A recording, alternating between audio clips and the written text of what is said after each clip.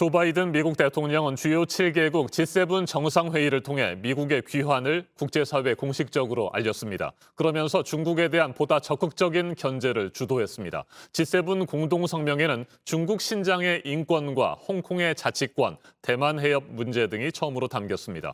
북한의 대화를 촉구하는 목소리도 성명에 반영됐습니다. 워싱턴에서 김필규 특파원이 보도합니다.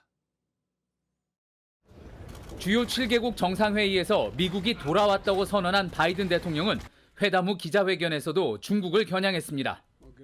I think we're in a contest, not with China per se, but a contest with autocrats, autocratic governments around the world. 주요 7개국 정상들은 폐막 성명에서 중국 신장 자치구와 홍콩에서의 인권 탄압을 비판했습니다. 대만 해협에서 긴장을 높이는 일방적인 행위를 반대한다고도 했습니다. 중국의 거대 경제권 구상인 1대1로에 대응해 더 나은 세계 재건, B3W라는 글로벌 인프라 투자 계획도 내놨습니다. That we're building back better together and building back greener and building back fairer and building back more equal. 세계보건기구의 코로나19의 기원에 대한 재조사를 촉구한 것도 중국에 대한 압박입니다. 한편 G7 정상들은 미국의 대북 정책을 환영하면서 북한의 대화와 관여를 촉구했고 스가 일본 총리에겐 도쿄올림픽 개최에 대한 지지를 밝혔습니다. 중국은 영국 주재 대사관을 통해 작은 그룹의 나라들이 글로벌한 결정을 지시하는 시기는 오래전에 끝났다며 G7 회의를 비판했습니다. 인권과 대만, 코로나19 등 중국이 민감해하는 모든 문제를 동맹과 함께 정조준하면서 바이든식 대중 압박이 본격화한 모습입니다.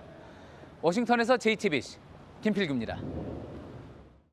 성추행을 당한 뒤 회유와 압박 등에 시달리다가 극단적인 선택을 한 이모 중사가 남긴 피해자 진술조서. JTBC는 지난 주말 그 존재를 처음으로 전해드렸습니다.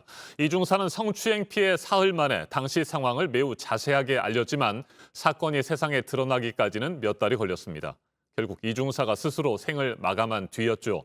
피해자 진술조서를 살펴봤는데 성추행이 벌어진 차 안에 함께 타고 있던 동료들이 가해자의 범죄를 방관한 정황도 담겨 있었습니다. 이금평 기자가 보도합니다. 이 중사가 성추행을 당한 지난 3월 2일 밤 회식이 끝나고 돌아오는 차량 안 뒷좌석에는 이 중사, 가해자 장모 중사, 상관 노모 상사가 나란히 타고 있었습니다. 먼저 목적지에 도착한 노 상사는 차에서 내리면서 장 중사에게 한 명은 앞으로 자리를 옮기라고 말했지만 장 중사는 반말로 거부했습니다. 이 때문에 뒷좌석에 장 중사와 둘만 앉게 됐다는 게 이 중사의 진술입니다. 노 상사가 이상한 낌새를 눈치채고 이 둘을 떼어놓기 위해 더욱 적극적으로 나설 수 있었다는 정황으로도 해석됩니다. 실제 노 상사가 내리기 전에도 장 중사의 성추행이 시작됐고 이 중사는 이런 상황을 어떻게든 피하기 위해 같이 차에 타고 있던 노 상사와 지속적으로 대화를 시도했다고도 진술했습니다. 노 상사가 내린 뒤 장 중사는 운전대를 잡은 A 하사에게 두 차례에 걸쳐 빨리 출발하라고 재촉했고 이후 본격적인 추행이 벌어졌습니다. 다음 날 피해 사실을 신고하기로 마음먹은 이 중사는 현장에 있었던 노 상사와 A 하사의 태도에 다시 한번 실망할 수밖에 없었습니다. 차 안에서 이상한 일 못 느꼈냐는 물음에 이들 모두 모르겠다고 답한 겁니다. 다음 날 이 중사는 남편과 주고받은 카카오톡에서 피해를 보고받은 노 상사가 계속 한숨만 쉰다고 했고 면담을 하자는 노모 준이에 대해서는 다 똑같은 사람들이라고 낙담하기도 했습니다. 결국 이 상사를 회유하려 했다는 의혹을 받는 노준이와 노 상사는 직무유기 등 혐의로 구속됐습니다. 노준이의 경우 앞서 이 중사를 강제추행한 혐의도 받고 있습니다. JTBC 이금평입니다. 이 중사의 피해자 진술조서에는 가해자 장 중사가 성추행을 저지르면서 많이 취했느냐며 계속해서 물었다는 내용도 적혀 있습니다.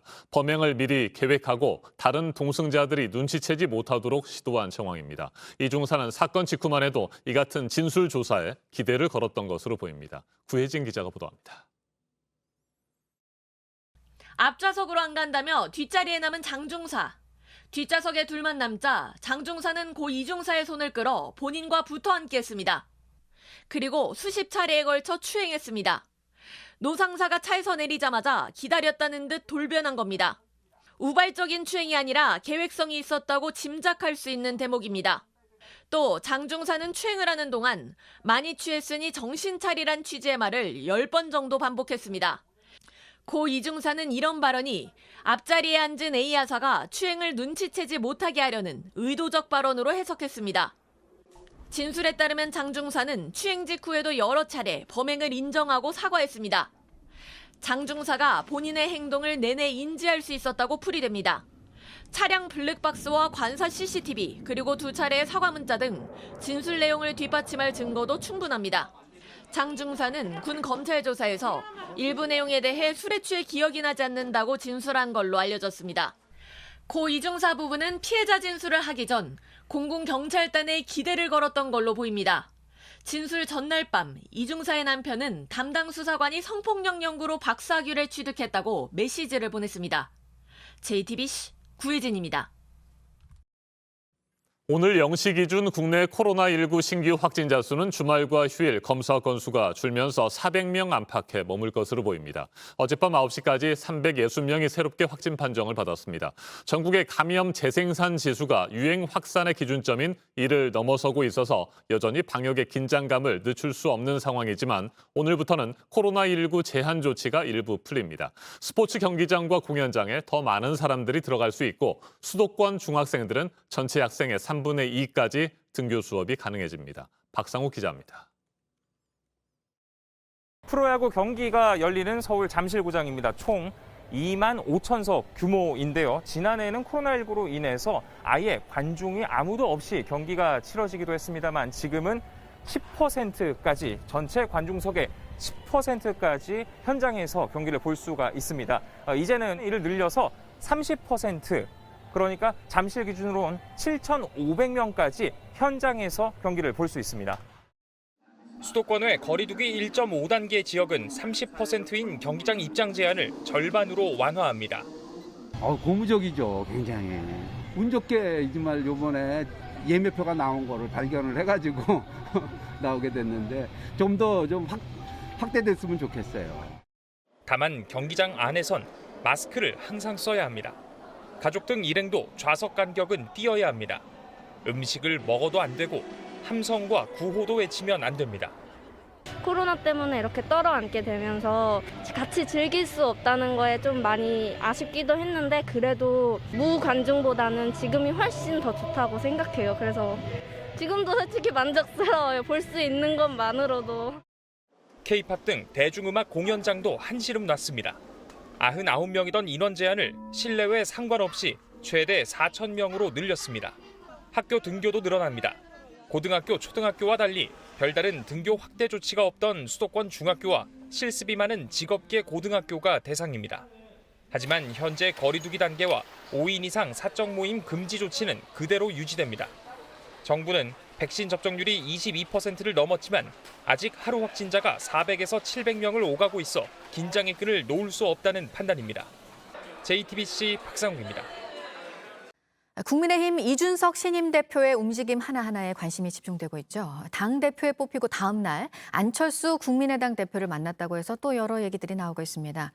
신경전을 벌여온 두 사람이 단둘이 만난 자리였고 합당 문제에 대선 경선에 대해서도 말을 했다고 하는데 이준석 대표는 안철수 대표와 계속 얘기를 해야 한다고 말했습니다. 황혜린 기자입니다. 두 대표는 서울 노원구 상계동에 있는 한 카페에서 수행원 없이 단둘이 만났습니다. 1시간가량 합당 문제 등 주요 현안을 논의했습니다. 이 자리에서 최대한 빨리 당을 합치자는데 공감대를 이룬 걸로 알려졌습니다. 이준석 대표가 안철수 대표에게 합당 이후 뭐 하고 싶냐고 묻기도 했던 겁니다. 두 대표는 대선 경선 사안부터 이재명 경기지사, 윤석열 전 검찰총장에 대해서도 얘기한 걸로 전해졌습니다. 이 대표는 JTBC와의 통화에서 만난 사실을 인정하면서도 안 대표와 계속 얘기해야 한다며 추후 만남을 내비쳤습니다. 안 대표는 덕담만 나눴다고 말했습니다. 안 대표는 어제 오전 소셜미디어에 이 대표의 당선이 기성정치의 틀과 내용을 바꾸라는 국민적 변화의 요구라는 글을 올리기도 했습니다. 그러면서 변화가 성공할 수 있도록 해야 할 책임은 여야 정치권 모두에게 주어졌다고 했습니다. 사실상 합당을 시사하는 내용이라는 분석이 나옵니다. 이런 가운데 이 대표는 어제 김기현 국민의힘 원내대표와 첫 상견례를 하며 주요 당직자 인선 등을 논의했습니다. JTBC 황예린입니다. 중국 후베이성의 한 시장에서 어제 아침에 있었던 가스 폭발 사고로 지금까지 12명의 사망자를 포함해서 150명의 사상자가 나왔습니다. 지금도 구조 작업이 진행되고 있어서 사상자는 더 늘 것으로 보입니다. 강버들 기자입니다. 건물의 큰 뼈대 빼고는 멀쩡한 게 하나도 없습니다. 주변에는 잔해와 망가진 차들이 잔뜩 널브러져 있습니다. 땅 아래로 내려앉은 부분도 있습니다. 어제 아침 중국 후베이성 스엔시 식료품 시장의 2층짜리 건물이 가스 폭발로 무너져 내렸습니다. 워낙 큰 폭발이라 파편이 사방으로 튀며 인근 아파트 유리창까지 깨졌습니다. 길을 가다 파편에 맞아 다친 사람들도 있습니다. 이른 시간이었지만 이미 시장 안에는 장을 보거나 아침 식사를 하려는 사람들이 많아 인명피해가 컸습니다. 2천여 명이 투입돼 어제 오후 2시까지 150명을 구조했는데 이 중 12명은 숨졌습니다. 아직 찾지 못한 매몰자가 더 있을 것으로 추정됩니다.